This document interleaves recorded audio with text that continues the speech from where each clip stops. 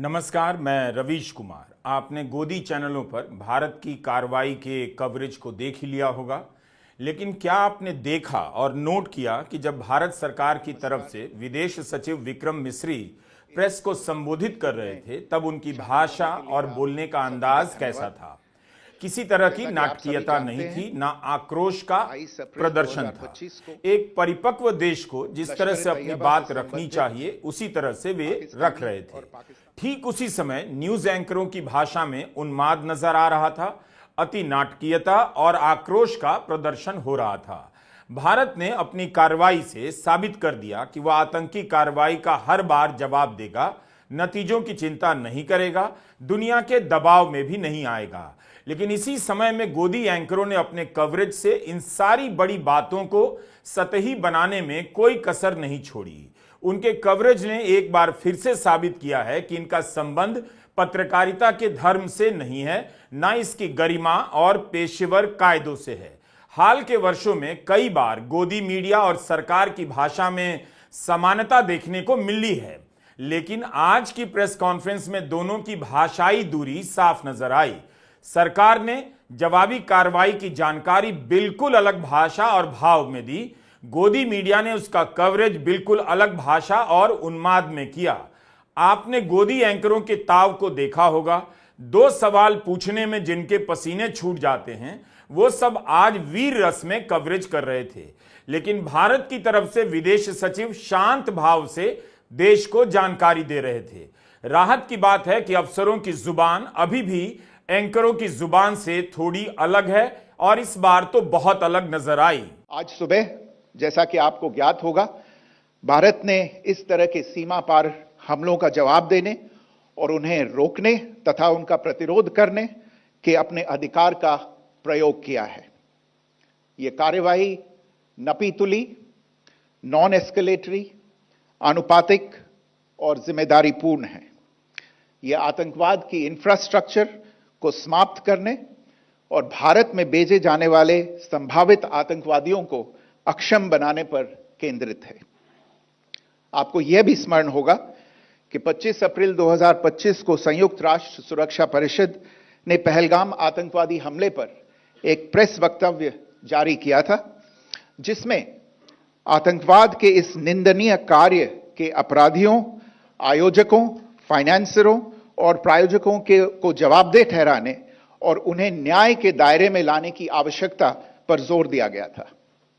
भारत की आज की इस कार्रवाई को इसी संदर्भ में देखा जाना चाहिए। क्या गोदी मीडिया के कवरेज में आज की कार्रवाई को इसी संदर्भ में देखा जा रहा है जिसकी बात विदेश सचिव विक्रम मिस्री ने की? यह कार्रवाई नपीतुली बताई गई, आनुपातिक बताई गई और जिम्मेदारी पूर्ण बताई गई।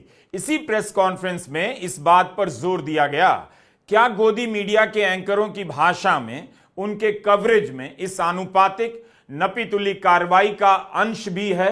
क्या उनकी भाषा में अनुपात का अ भी है? न चाहते हुए भी भारत से जुड़ी किसी भी घटना का कवरेज गोदी मीडिया का कवरेज बन ही जाता है। गोदी मीडिया में क्या चल रहा है, कैसे चल रहा है, इसके बिना आप किसी घटना का कवरेज नहीं कर सकते। जिन्होंने पत्रकारिता का धर्म रौंद दिया हो, वो धर्म के नाम पर पत्रकारिता का झांसा दे रहे हैं। तारीफ होनी चाहिए विदेश मंत्रालय और सेना की तरफ से प्रेस में इन अंतरों का ध्यान रखा गया। सेना की तरफ से यह चुनाव अनायास नहीं रहा होगा। जब सेना की तरफ से कर्नल सोफिया कुरैशी और वायुसेना की तरफ से विंग कमांडर व्योमिका सिंह ने प्रेस कॉन्फ्रेंस को संबोधित किया, कर्नल सोफिया कुरैशी ने हिंदी में और विंग कमांडर व्योमिका सिंह ने अंग्रेजी में लिखा हुआ वक्तव्य पढ़ा। सेना का संदेश यही था कि इस कार्रवाई को धर्म से नहीं जोड़ना चाहिए। दो महिला अफसरों को चुनना भी एक प्रशंसनीय रणनीति थी, और इस तरह से चुनाव करना कि इस जवाब को धर्म की नजर से ना देखा जाए, अति प्रशंसनीय कहा जाना चाहिए। मिस्री ने भी इसका जिक्र किया कि आतंकी हमला भारत में सांप्रदायिक दंगों को भड़काने के लिए किया गया था, जिसे नागरिकों ने नकार दिया। इस हमले का मुख्य उद्देश्य इसे प्रतिकूल रूप से प्रभावित करना था। पिछले वर्ष आप सभी जानते हैं, 2.25 करोड़ से अधिक पर्यटक कश्मीर आए थे। इस हमले का मुख्य उद्देश्य इसलिए संभवतः यह था कि इस संघ राज्य क्षेत्र में विकास और प्रगति को नुकसान पहुंचाकर इसे पिछड़ा बनाए रखा जाए और पाकिस्तान से लगातार होने वाले सीमा पार आतंकवाद के लिए उपजाऊ जमीन बनाने में सहायता की जाए। हमले का यह तरीका जम्मू और कश्मीर और शेष राष्ट्र दोनों में सांप्रदायिक दंगे भड़काने के उद्देश्य से भी प्रेरित था। इसका श्रेय सरकार और भारत के सभी नागरिकों को दिया जाना चाहिए कि इन प्रयासों को विफल कर दिया गया। क्या सरकार सांप्रदायिक दंगे भड़काने के प्रयासों और मकसद को फेल करने में गोदी मीडिया का धन्यवाद कर सकती थी, उसे श्रेय दे सकती थी? इसका श्रेय केवल नागरिकों को दिया गया और सरकार को भी। गोदी मीडिया को इस पर विचार करना चाहिए कि सांप्रदायिक दंगे भड़काने की कोशिश को फेल करने में उसे क्यों नहीं श्रेय दिया जाता। आप सभी सच्चाई जानते हैं, इसलिए याद रखना चाहिए कि इस वक्त गोदी मीडिया क्या कर रहा है और सरकार कैसे उसकी भाषा और भंगिमा से खुद को अलग कर रही है। यही देख लेंगे तो आपको आज का भारत कुछ अलग नजर आएगा। सेना ने कर्नल सोफिया कुरैशी और विंग कमांडर व्योमिका सिंह का चयन क्यों किया, सेना ही बता सकती है, लेकिन अनुमान लगाना तो मुश्किल नहीं। सेना ने आपसे यही कहना चाहा है कि आतंकवादी ने धर्म पूछकर मारा ताकि हम आपस में धर्म के नाम पर भिड़ जाएं, लेकिन सेना आतंकवाद को धर्म के चश्मे से नहीं देखती। इस आतंकी हमले का जवाब इसलिए नहीं दिया गया कि धर्म पूछकर मारा गया। सरकार ने इसे सिर्फ और सिर्फ आतंकवाद के खिलाफ जवाब के रूप में पेश किया। ऐसा ना होता तब भी जवाब दिया ही जाता। इसके बाद भी गोदी मीडिया के एंकर बार बार इस पर जोर देते रहे कि धर्म पूछकर मारा तो भारत ने अपना धर्म दिखा दिया। उनका इशारा समझा जा सकता है। भारत ने जो धर्म दिखाया उसकी समझ गोदी मीडिया को हो ही नहीं सकती। पहलगाम आतंकवादी हमले की जांच से पाकिस्तान के साथ आतंकवादियों के संपर्क उजागर हुए हैं। रेजिस्टेंस फ्रंट द्वारा किए गए दावे और लश्कर ए तैयबा से ज्ञात सोशल मीडिया हैंडल द्वारा इसको रीपोस्ट किया जाना इसकी पुष्टि करता है। चश्मदीद गवाहों और विभिन्न जांच एजेंसियों को उपलब्ध अन्य सूचनाओं के आधार पर हमलावरों की पहचान भी हुई है। हमारी इंटेलिजेंस ने इस टीम के योजनाकारों और उनके समर्थकों की जानकारी जुटाई है। इस हमले की रूपरेखा भारत में सीमा पार आतंकवाद को अंजाम देने के पाकिस्तान के लंबे ट्रैक रिकॉर्ड से भी जुड़ी हुई है, जिसके लिखित और स्पष्ट दस्तावेज उपलब्ध हैं। पाकिस्तान दुनिया भर में आतंकवादियों के लिए एक शरण स्थल के रूप में पहचान बना चुका है।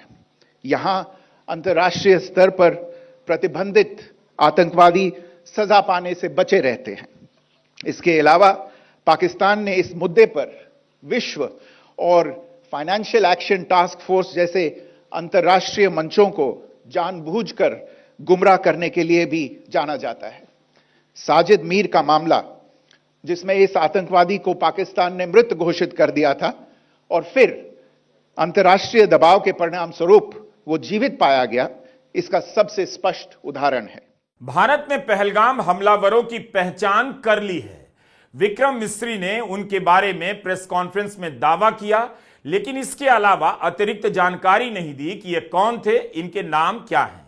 बस यही कहा कि हमले के अपराधियों और उनके योजनाकारों को न्याय के कटघरे में लाया जाना जरूरी था। हम बस आपको बता रहे हैं कि आधिकारिक रूप से क्या कहा गया, क्या नहीं कहा गया और कितना कहा गया।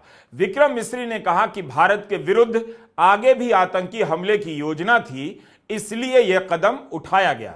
यह आवश्यक समझा गया कि 22 अप्रैल के हमले के अपराधियों और उनके योजनाकारों को न्याय के कटघरे में लाया जाए। हमलों के एक पखवाड़े के बाद भी पाकिस्तान द्वारा अपने क्षेत्र या अपने नियंत्रण वाले क्षेत्रों में आतंकवादियों की इंफ्रास्ट्रक्चर के विरुद्ध कार्रवाई करने के लिए कोई स्पष्ट कदम नहीं उठाया गया है। उल्टे वो इनकार करने और आरोप लगाने में ही लिप्त रहा है। पाकिस्तान आधारित आतंकवादी मॉड्यूल्स पर हमारी खुफिया निगरानी ने संकेत दिया है कि भारत के विरुद्ध आगे भी हमले हो सकते हैं। अतः इनको रोकना और इनसे निपटना दोनों को बेहद आवश्यक समझा गया। प्रेस कॉन्फ्रेंस की हर बात को ध्यान से देखा और सुना जाना चाहिए। उम्मीद है पहलगाम हमलों में शामिल आतंकवादियों की पहचान और डिटेल भी एक दिन आधिकारिक चैनल से सामने आ जाएगी। विक्रम मिस्री ने कहा कि पहलगाम आतंकवादी हमले की जांच से पाकिस्तान के साथ आतंकवादियों के संपर्क उजागर हुए हैं। द रेजिस्टेंस फ्रंट टीआरएफ द्वारा किए गए दावे और लश्कर तैयबा से ज्ञात सोशल मीडिया हैंडल द्वारा इसको रीपोस्ट किया जाना इसकी पुष्टि करता है। भारत ने बार बार कहा कि सैन्य ठिकानों पर हमला नहीं किया गया है। इसका आशय तो यही रहा होगा कि भारत यह बताना चाहता है कि उसकी कार्रवाई केवल आतंकी हमले के जवाब में आतंकी ठिकानों तक ही सीमित है, ना कि देश या सेना पर हमला किया गया है। आखिर हमें समझना तो होगा कि क्यों भारत इन बातों पर जोर दे रहा है, ऐसे शब्दों का चुनाव कर रहा है कि सैन्य ठिकानों पर हमला नहीं हुआ, लेकिन गोदी मीडिया पाकिस्तान में घुसकर मारा, पाकिस्तान को मारा, इस तरह की भाषा में इसी की रिपोर्टिंग कर रहा है। आपको देखना चाहिए कि इस समय हमारी भाषा क्या है, नागरिकों की भाषा क्या है, गोदी मीडिया की भाषा क्या है, राजनीतिक दलों और विपक्षी दलों की भाषा क्या है, सरकार की आधिकारिक भाषा क्या है और बीजेपी के नेताओं की भाषा क्या है। इस तरह से इस घटना को देखेंगे तो आप बहुत कुछ देख लेंगे। प्रेस कॉन्फ्रेंस में बार बार कहा गया कि जवाबी कार्रवाई में किसी नागरिक की क्षति नहीं हुई, यानी यह नागरिक हमला नहीं है। मैं आप सबको बताना चाहती हूं कि किसी भी सैन्य ठिकाने का निशाना नहीं बनाया गया और अभी तक किसी तरह की नागरिक क्षति की रिपोर्ट नहीं है। क्यों अंतर है गोदी मीडिया के कवरेज और दावों में और सरकार की संयमित भाषा में? केवल भाषा का ही नहीं, तथ्यों का भी अंतर नजर आया। जैसे सेना और विदेश मंत्रालय की प्रेस कॉन्फ्रेंस में कहीं नहीं बताया गया कि कितने आतंकवादी मारे गए, यही बताया गया कि कितने आतंकी ठिकानों पर हमला हुआ, उन ठिकानों का पूर्व के आतंकी हमलों से क्या क्या संबंध था। इसके जरिए सरकार या सेना यह बताना चाह रही होगी कि उसे याद है उरी का हमला, उसे याद है कठुआ का हमला, पुलवामा और मुंबई पर हमला याद है, लेकिन कितने आतंकी मारे गए इसकी जानकारी आधिकारिक प्रेस कॉन्फ्रेंस में नहीं दी गई, जबकि कई गोदी चैनलों पर इसकी संख्या 70 से 200 और 900 तक बताई जा रही है। हमने कुछ चैनलों के दावों की एक सूची बनाई है। एबीपी ने अपने थंबनेल में 900 आतंकियों के मारे जाने की हेडलाइन लिखी है। इंडिया टुडे के थंबनेल में 90 आतंकियों की मौत का आंकड़ा छापा गया है।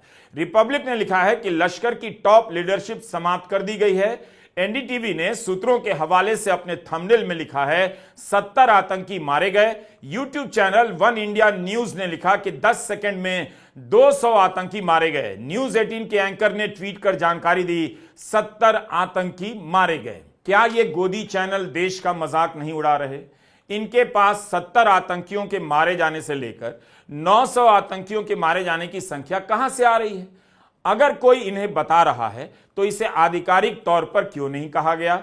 सरकार ने तो ऐसी बात कही नहीं। सरकार कहेगी भी तो एक संख्या बोलेगी, या तो 70 कहेगी या 900 कहेगी, 4 संख्या नहीं कहेगी कि 70 आतंकी मारे गए, 90 आतंकी मारे गए, 200 आतंकी मारे गए और 900 आतंकी मारे गए। सूत्रों के हवाले से रिपोर्ट की जा रही है, जबकि प्रेस कॉन्फ्रेंस में इसकी तरफ इशारा भी नहीं किया गया। गोदी मीडिया के एंकर पूरी छूट के साथ मारे जाने वाले आतंकवादियों की संख्या बता रहे थे। एक तरफ कहा जा रहा है कि अफवाहों पर ध्यान ना दें, इधर उधर की सूचनाओं के बजाय केवल आधिकारिक सूचनाओं का इंतजार करें, लेकिन प्रेस कॉन्फ्रेंस होने के पहले और उसके बाद भी गोदी चैनलों के पास मारे गए आतंकवादियों की संख्या 70 से 900 तक बताई जा रही है।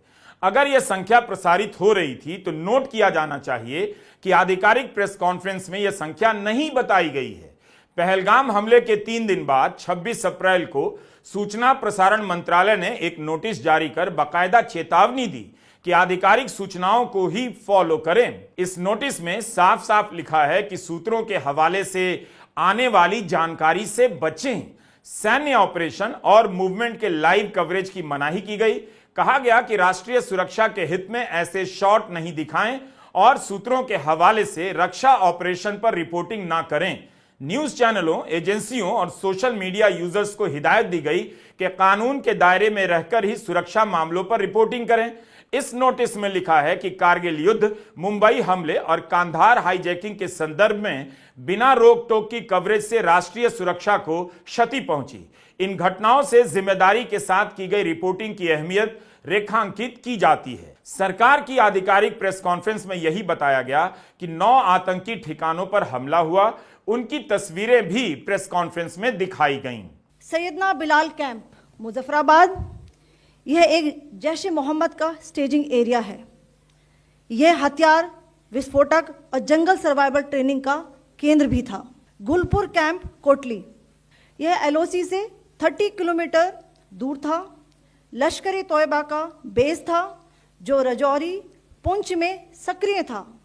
20 अप्रैल 2023 को पुंछ में और 9 जून 2024 को तीर्थ यात्रियों के बस हमले में यहीं से आतंकी को ट्रेन किया गया था। बरनाला कैंप, बिंबर, ये एलओसी से 9 किलोमीटर दूर है। यहाँ पर हथियार हैंडलिंग, आईईडी व जंगल सर्वाइवल का प्रशिक्षण केंद्र था। अब्बास कैंप, कोटली, यह एलओसी से 13 किलोमीटर दूर है। लश्कर ए तोयबा का फिदाइन यहाँ तैयार होता था। इसकी कैपेसिटी 15 टेररिस्ट को ट्रेन करने की थी। अब मैं पाकिस्तान के अंदर के टारगेट से अवगत कराना चाहूंगी। पहला, सर्जल कैंप, सियालकोट, यह अंतर्राष्ट्रीय सीमा से 6 किलोमीटर की दूरी पर है, सांबा कठुआ के सामने।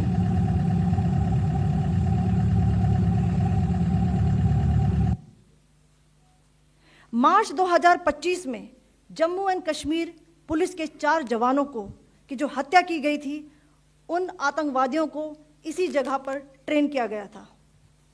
दूसरा, महमूना जाया कैंप, सियालकोट, यह 18 से 12 किलोमीटर आईबी से दूर था।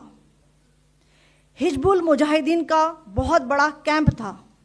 यह कठुआ जम्मू क्षेत्र में आतंक फैलाने का नियंत्रण केंद्र था। पठानकोट एयरफोर्स बेस पर किया गया हमला भी इसी कैंप से प्लान और डायरेक्ट किया गया था।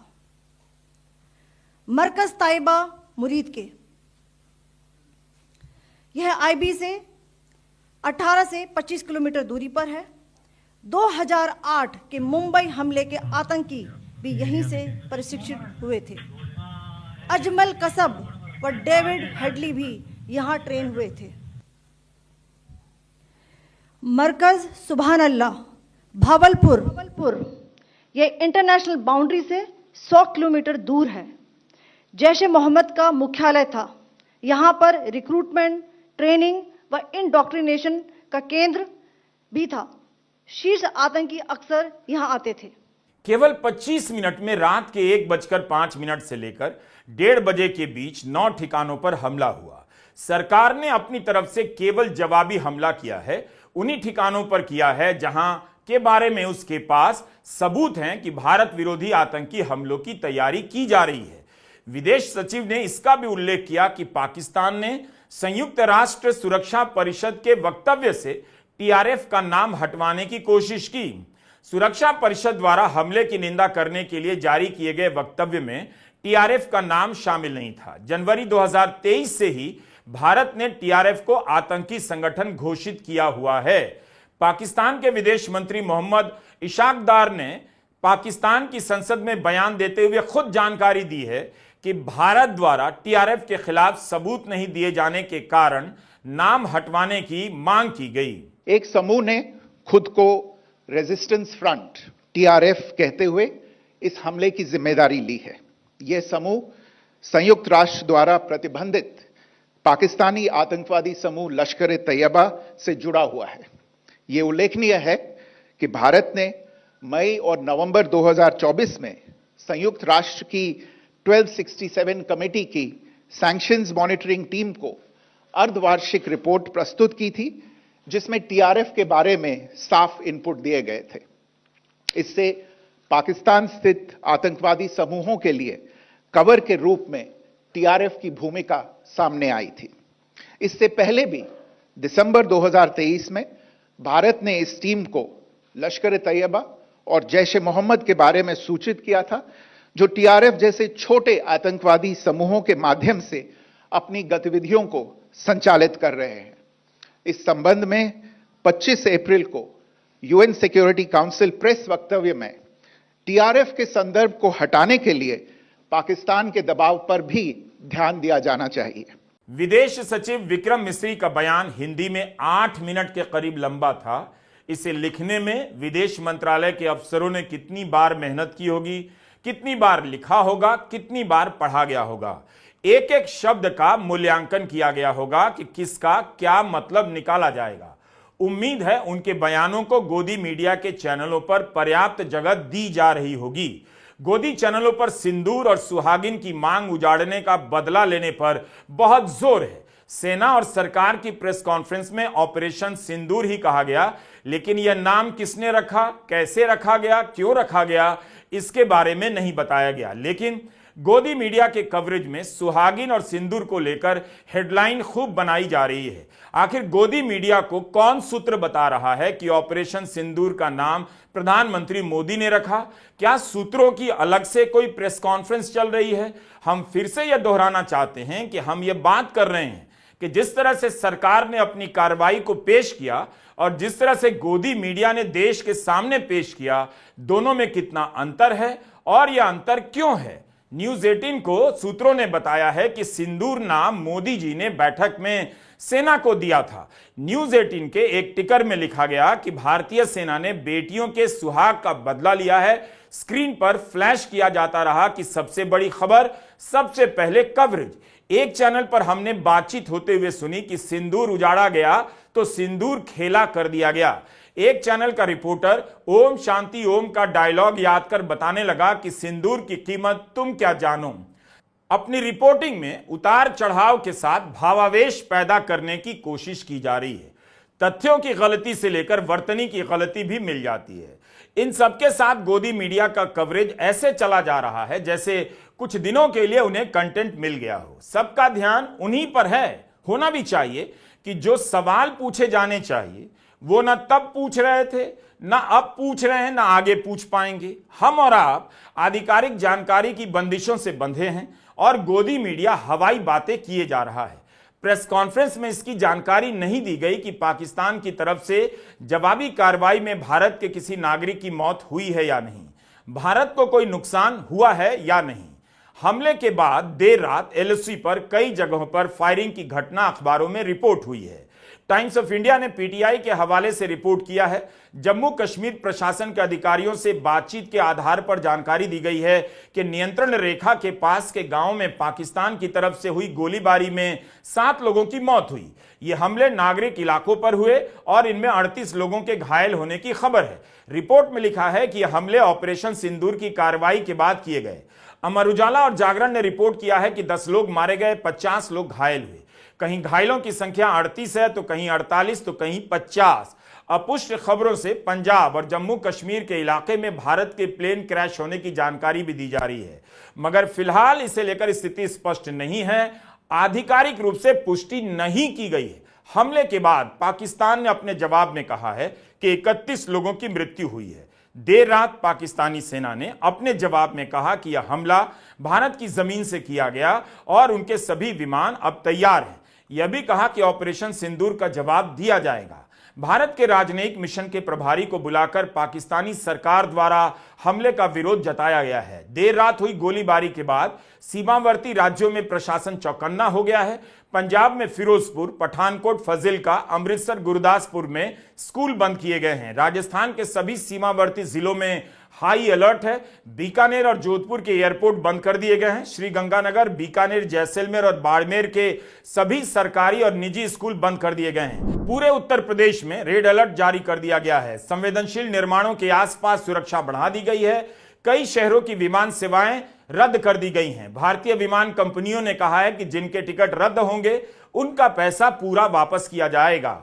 हमले के करीब 2 घंटे बाद रात 2:45 बजे रक्षा मंत्री राजनाथ सिंह ने ट्वीट किया, भारत माता की जय। लेकिन 7 मई की दोपहर यह खबर जरूर आई कि प्रधानमंत्री नरेंद्र मोदी ने अपने कैबिनेट के सहयोगियों के साथ बैठक की और उसमें सेना को लेकर गर्व जताया।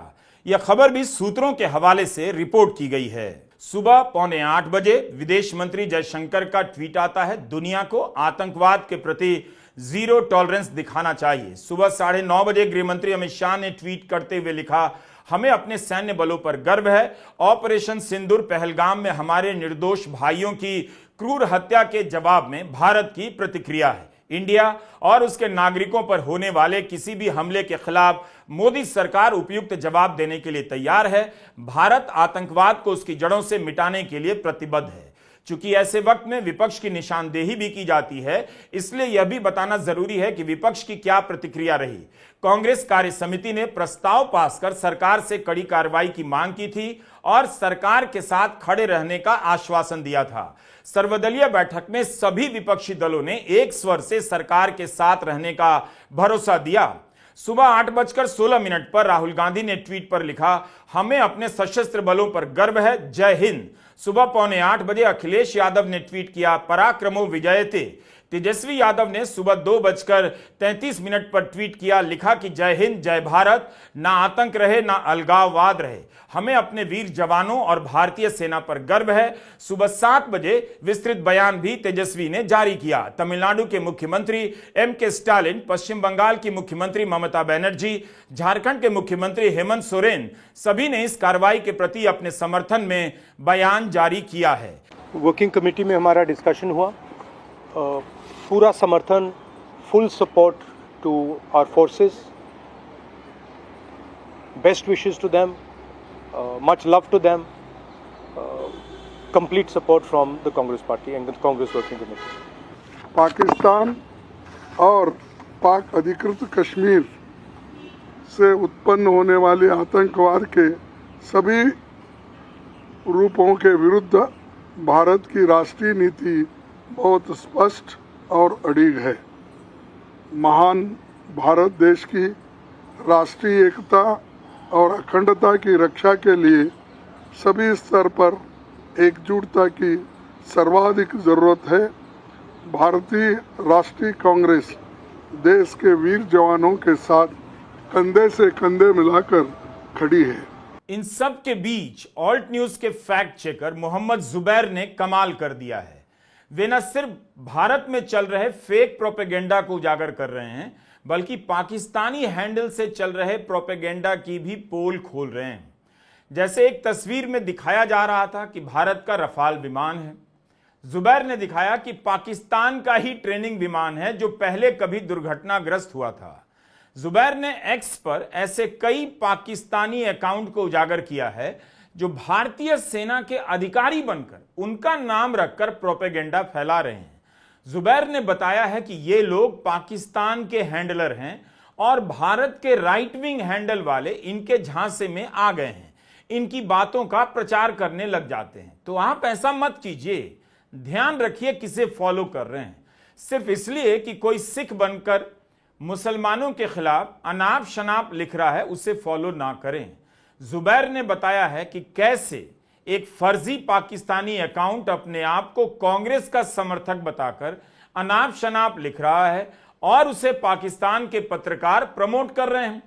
फैक्ट चेकर मोहम्मद जुबैर के हैंडल पर जाकर देखेंगे तो आपको इस समय अलग ही नागरिक समाज दिखाई देगा जो अपने स्तर पर युद्ध लड़े जा रहा है। झूठे वीडियो, पुराने वीडियो के नाम पर दूसरे को बता रहा है मार दिया और फेक वीडियो का इस्तेमाल कर अपना जयकारा लगा रहा है। इस तरह से लाल लाल क्रॉस बनाकर दिखा रहे हैं।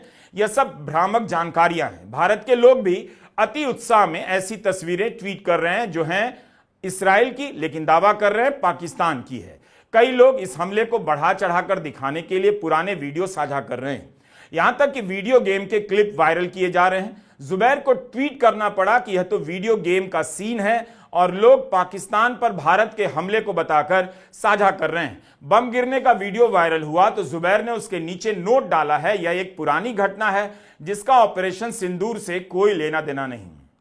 इसलिए ऐसे वक्त में आधिकारिक सूचनाओं का इंतजार करना चाहिए। सोशल मीडिया पर तरह तरह के वीडियो वायरल हो रहे हैं, लेकिन आप PIB के YouTube चैनल पर जाकर देख सकते हैं। प्रेस कॉन्फ्रेंस में जो दिखाया गया उसे ही आधिकारिक मानिए। अब सवाल है, क्या यह युद्ध में बदल जाएगा? कहा नहीं जा सकता। यह अटकलों का विषय है और विश्लेषण का। युद्ध युद्ध होता है, सीमित युद्ध कुछ नहीं होता। कब कौन सा हमला, कब कौन सी छोटी सी झड़प बड़े युद्ध में बदल जाए, कोई नहीं जानता। प्रथम विश्व युद्ध से जुड़े कई किस्से हैं। जर्मनी के क्राउन प्रिंस ने कहा था, it should be bright and jolly war.